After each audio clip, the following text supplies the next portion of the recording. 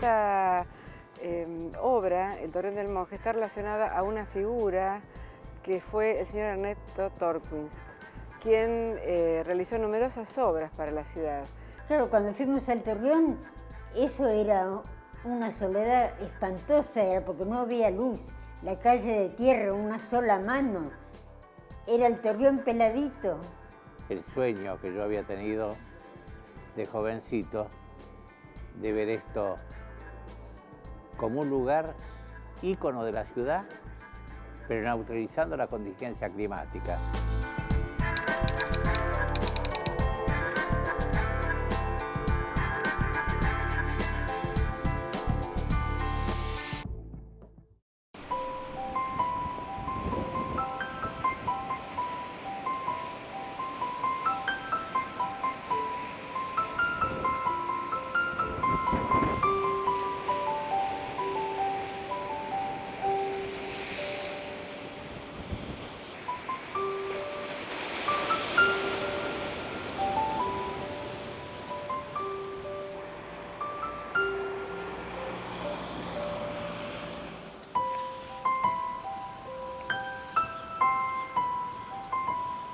Y acá se ve también. La forma de las campanas, Sí. que eran el sostén de la plataforma. Y ellos tenían, como recordaba, que tenían como unos equipos de Pero plástico. viste que todo lo que se ha llevado al mar, se calcula que soy una de la única o las pocas que queda, que vivió en ese tiempo en el Torreón. Fui en el año 1926, hasta ahora se imagina, ¿no? Viví muchos años, más de 20 años más, mucho más. Fuimos en el mes de julio, a principios de julio, y ese mismo mes al final cumplí yo de los 7 ya. Así que fui de 6, era chiquita. Y después mi infancia pasó siempre ahí, pero una infancia muy feliz. Claro, cuando fuimos al Torreón, eso era una soledad espantosa, era porque no había luz, la calle de tierra, una sola mano, era el Torreón peladito, ¿no? Y toda la costa era, después se fue poblando de a poco, pero algún vecino por allá lejos teníamos, de gente que venía, sobre todo en el verano. Si no, no había nadie. Era eso solamente, era un pedacito chiquito. Y en el año 26 fuimos nosotros. Y en el 27 habrá sido que vino una compañía alemana a hacer el trabajo, una pedana, lo que entra ahora en el Torreón, ¿no? La pedana esa, que hasta ahora ni la movió el mar, un trabajo hermoso hicieron. Bueno, nosotros vivíamos enfrente, cuando hicieron el edificio nuevo, ya hicieron doble calle y voltearon la parte de la explanada donde estaban las habitaciones. Entonces fuimos a vivir abajo, que hay unas habitaciones buenas, ¿no? Estaba todo muy lindo. Y ahí nos criamos todos. Mirá, acá encontré una foto. ¿Qué te parece? Miren acá. ¿Sabes qué linda es esta? Mirá. Todo como era antes. Claro, y acá vamos viendo, mirá. El modelo de los coches te das cuenta. Y acá se ve bien, es lo que vos decías, acá de la otra escalera. Acá ya no estaba el puente. No, acá hay. Y en esta habitación así yo. Mira acá. Están todos los hermanos. Sería En el patio, en la parte de atrás. Claro, cuando recién fuimos, nosotros que éramos chiquitos todos, nosotros dormíamos acá. Teníamos las habitaciones que ahí hay una ventana. Bueno, ahí todo. Y cruzábamos la calle, acá como le dije antes que teníamos el baño abajo.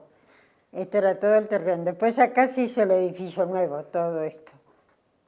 Se borró todo, ya toda esta baranda, toda esta cosa volaron. Las famosas campanas que tenían que penetrar. Las campanas que están firmes todavía desde entonces. Que eran, las rellenaban con cemento, era, ¿no? Cemento. Y hacían unas armaduras grandes de madera y después las rellenaban. Claro, que decías, acá se ve, por ejemplo, de costado. Y acá se ve también. La forma de las campanas, Sí. que eran el sostén de la plataforma. Y ellos tenían, Vos recordabas que tenían como unos equipos de Pero plástico. viste que todo lo que se ha llevado al mar, Pero eso no. y esto no se movió nunca.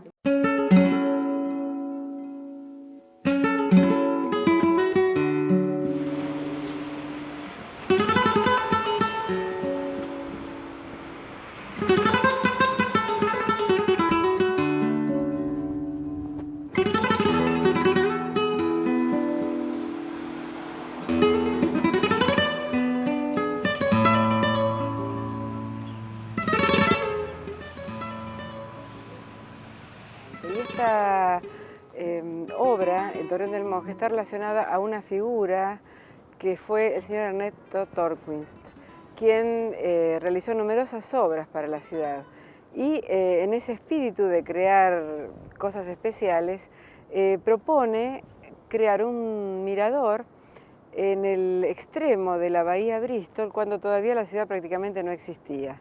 Y entonces convoca a un gran arquitecto alemán, Karl Nordmann, que vino por una razón muy interesante, porque vino a la Argentina. Él formaba parte del estudio de Heine Hagemann, ganan un concurso para hacer el Palacio Legislativo de La Plata, y entonces viene a la Argentina para dirigir esas obras. Y bueno, se queda aquí, creo que se enamora del país, y traba relación con Ernesto Torquist, quien le encarga la realización de una construcción con ese objeto, ser un mirador, un parador, pero con una intencionalidad, que tuviera un estilo que evocara una situación romántica, podríamos decir. Por eso le encarga este torreón en un estilo neomedieval, esta especie de castillo inexpugnable con sus torres, y esto es lo que Nordmann desarrolla con gran precisión y una exquisita factura, porque diseña una pieza pequeña, pero de muy interesantes proporciones y muy cuidada a pesar de su simpleza.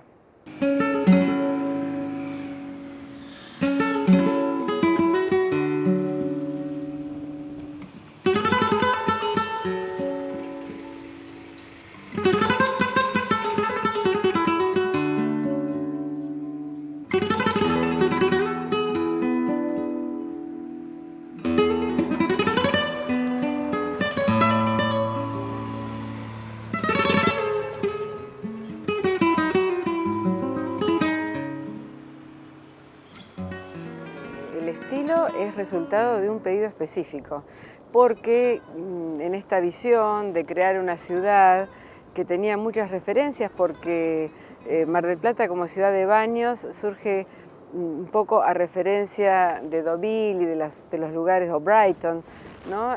Quería agregarle algún sentido mítico, y entonces une esta voluntad de hacer un mirador con este estilo referido a lo que podría haber sido un torreón, con la idea original de lo que significa un torreón medieval, a una leyenda.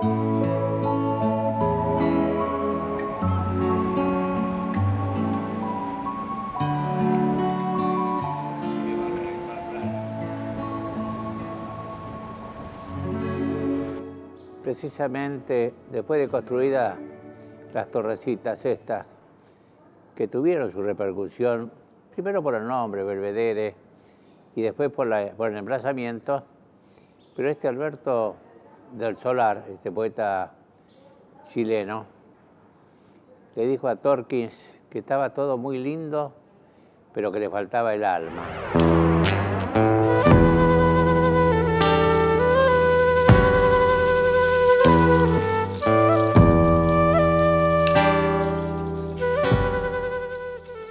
Se les ocurrió una leyenda que la fabricaron entre ellos. O sea, Ernesto Torquist era Ernesto Tornero de la Cofradía de los Calvos, porque era pelado, y entre ellos mismos buscaron los nombres, y ahí surge la historia de la leyenda que manifiesta que para defenderse de los malones que venían de Sierra de los Padres, el ecoguerrero español Álvaro Rodríguez se había artillerado en el Torreón.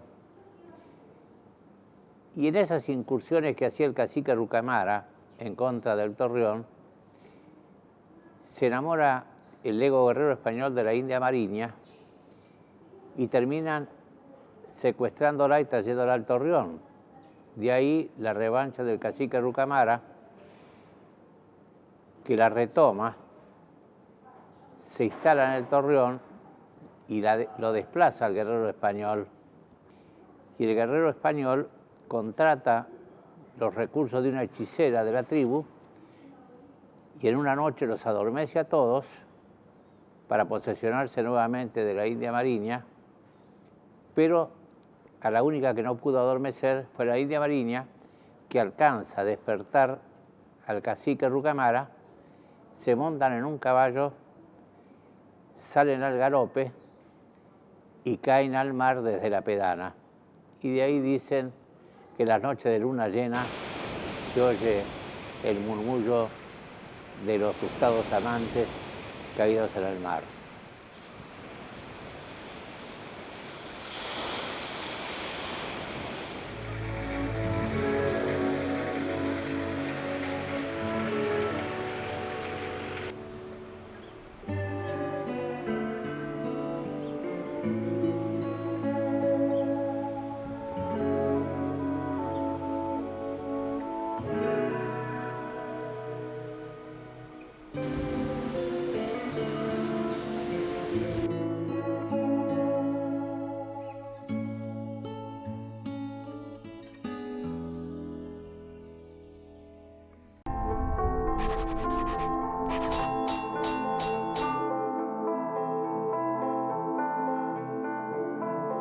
Esta obra, El Torreón del Monje, está relacionada a una figura que fue el señor Ernesto Torquist, quien realizó numerosas obras para la ciudad. Se calcula que soy una de la única o las pocas que queda que vivió en ese tiempo en el Torreón. A raíz de eso, el guerrero español adopta los hábitos y muere monje en el Torreón. En algún lugar del Torreón parece ser que están los restos del monje, pero todavía no lo hemos encontrado.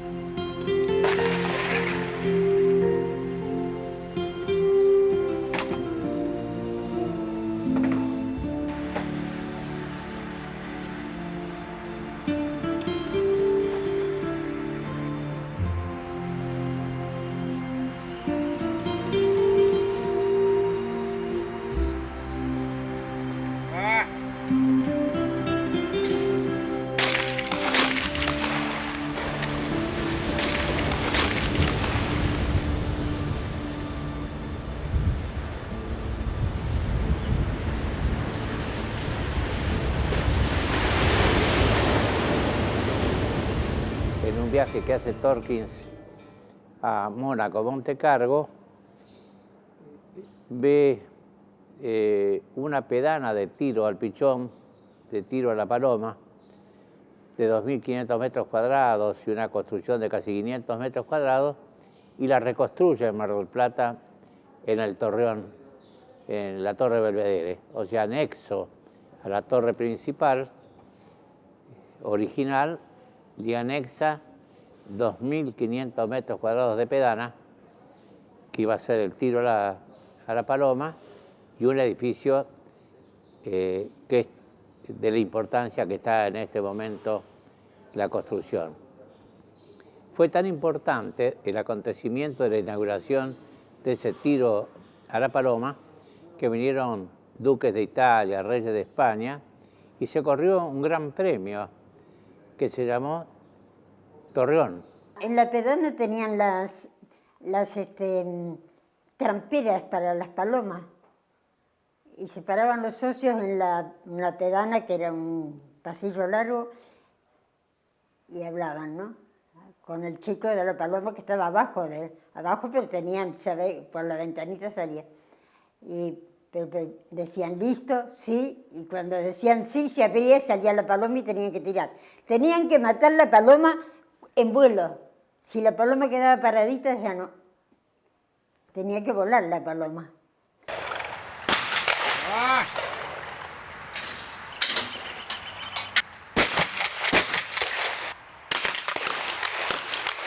En el 4 entonces se construye la primera parte, que es esta sumamente interesante de Nordmann, toda de piedra con las torres. Pero luego, hacia el año 27, un club que existía en Mar del Plata, el Club de Tiro a la Paloma, o Pigeon Club, que tenía un enclave en la Loma de Divino Rostro.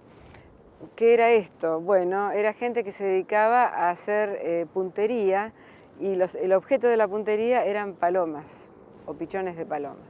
Deciden tener un enclave más oceánico, más marino, por la ciudad en la que se encontraban. Y entonces es que este club realiza una ampliación a continuación de la obra de Nordmann, que se encarga a dos arquitectos también muy reconocidos, Lanús y Woodgate, quienes desarrollan y con mucha certeza adosan al torreón original una obra pintoresquista, un sector con tejas rojas, que no tenía exactamente que ver con esta obra original de Nordmann, pero que se enlaza muy bien y logra una integridad.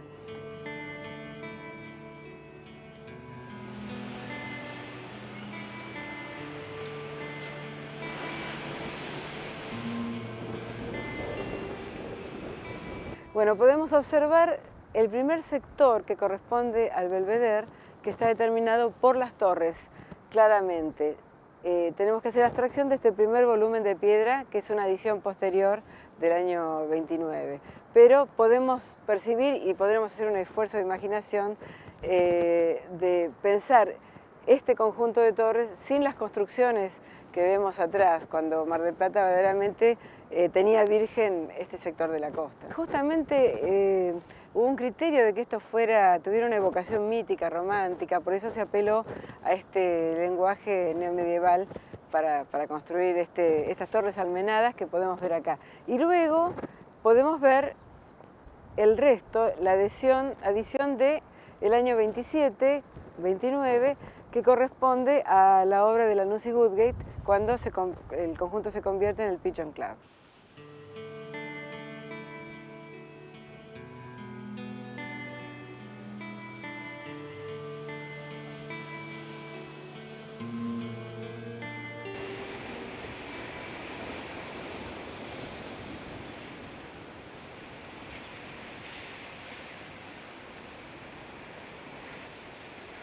Quería contarles cómo los lenguajes que son elegidos en cada momento. Por ejemplo, el tratamiento de la piedra que hace Nordmann cuando se construye este primer torreón de 1904.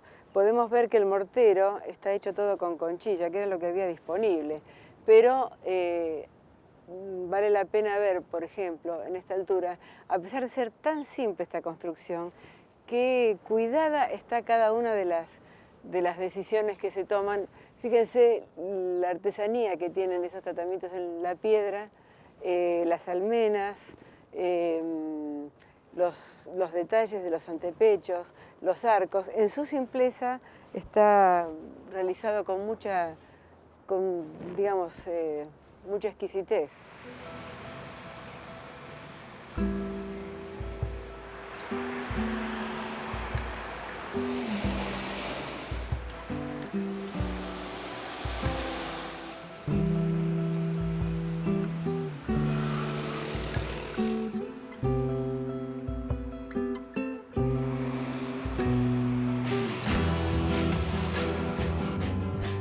Bueno, como obras de Nordmann, quizás la más conocida en este momento sea el Torreón de Mar del Plata, porque es existente y una obra con mucha vida, donde es muy interesante el planteo urbano que tiene, los sistemas de accesos, cómo se va adaptando a los niveles del terreno, con puentes que llegan por arriba, y una implantación en un punto muy, muy interesante, muy visible. Seguramente más importante que esa fue el teatro, ahora el Teatro Coliseo, digamos, porque fue una obra de una enorme modernidad en la ciudad de Buenos Aires. El Teatro Coliseo sé que fue por encargo de la sociedad italiana que lo administra actualmente todavía, ¿no es cierto? Era una obra para la sociedad italiana. ¿Por qué se lo encargaron? No tengo la información, pero sí que era un teatro único en su tipo en el mundo, porque toda la fachada era de cristal y hierro. O sea, era una cosa muy particular, no había otro que se asimilara, y era un teatro circo. En ese teatro, los 4 locos de la azotea hicieron la primera transmisión de radio del mundo.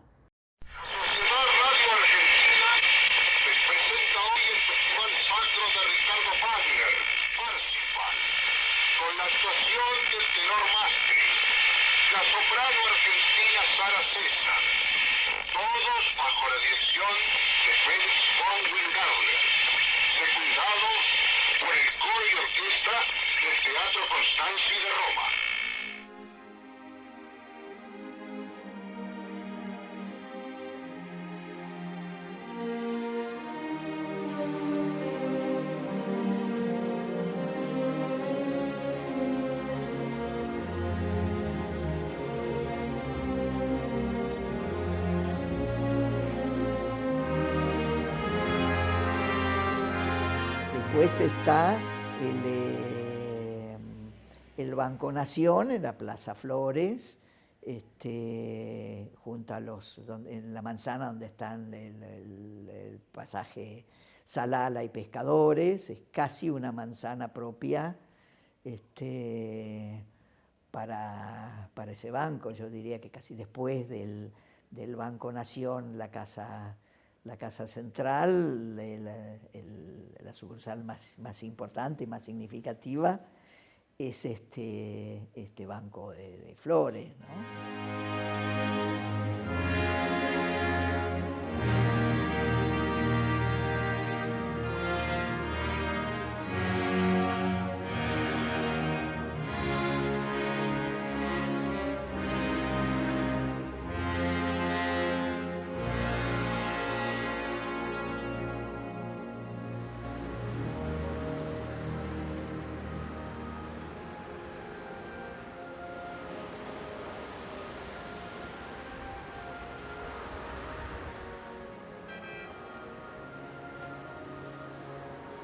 El mar, cuando se enfurece, sabe lo que es el mar, ¿no?